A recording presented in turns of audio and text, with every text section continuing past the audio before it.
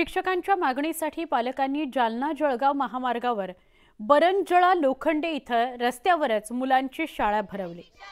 शिक्षकांच्या नियमबाह्य प्रतिनियुक्त्या रद्द करून शिक्षकांना मूळ पदस्थापनेवर पाठवा आणि भोकरदन तालुक्यातील जिल्हा परिषद शाळेतील शिक्षकांची रिक्त जागा भरा या मागण्यांकरता पालकांकडूनच वेळोवेळी निवेदने दिली गेली।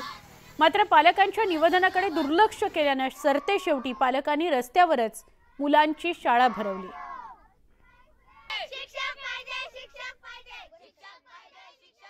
आमच्या शाळेमध्ये 246 विद्यार्थ्यांना फक्त 2 शिक्षक शिकवतात, त्यामुळे आमचा अभ्यासक्रम पूर्ण होत नाहीये। आमच्या शाळेमध्ये 1 ते 8 पर्यंत वर्ग आहे आणि आम्ही कलेक्टर साहेबांकडे गेलो होतो। त्यांनी आम्हाला 10 दिवसाचा वेळ दिला होता, परंतु 15 दिवस झाले, त्यामुळे आम्ही रस्त्यावर शाळा भरवलेली आहे। तोपर्यंत आम्हाला शिक्षक येत नाही, तोपर्यंत आम्ही जाणार नाही, इथंच थांबणार आहे।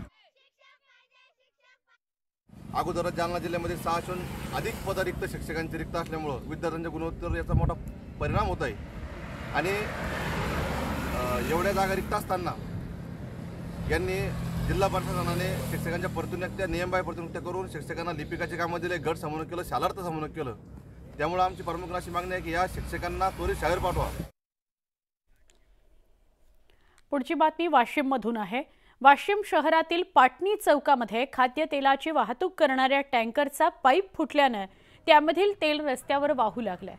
हे खाद्यतेल जमा करण्याकरता नागरिकांनी मोठी गर्दी केली। खाद्यतेल नेण्यासाठी गर्दी झाल्याने काही वेळ वाहतूक विस्कळीत झाली होती।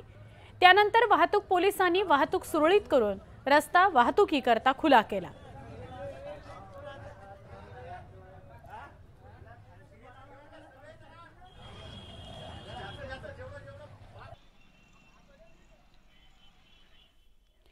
यंदा पावसाअभावी नाशिकच्या ग्रामीण भागात पाण्याची परिस्थिती गंभीर आहे।